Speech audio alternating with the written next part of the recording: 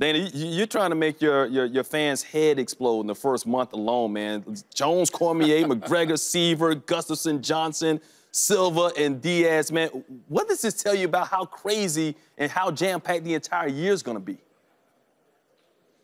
Yeah, obviously we're coming off a very weird year full of injuries, so, you know, that's a big negative. The positive to that is all these fights are now rolling out at the same time. December, January, and the beginning of February are unbelievable. Probably the greatest run in UFC history of unbelievable fights. I know which fight I'm most excited to see. I definitely want to see DC and John Bones Jones finally get into the octagon after postponing. But what fight are you most excited to see? One thing I love about you is that you're also a fan and not just a president. Yeah, I mean, it's tough not to love this whole block of fights.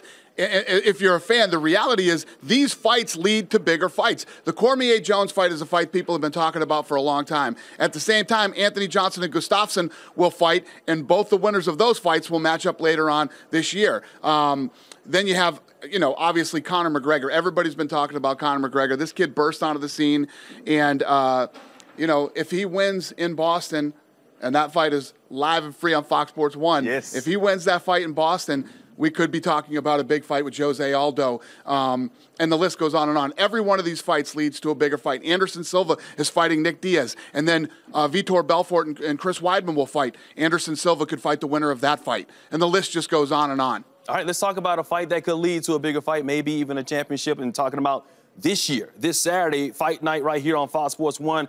Third-ranked Frankie Edgar taking on second-ranked Cub Swanson. I need you to break it for us. I need you to give us a little buzz right here on America's Pregame. Give us the exclusive. The winner of that fight is going to get a championship.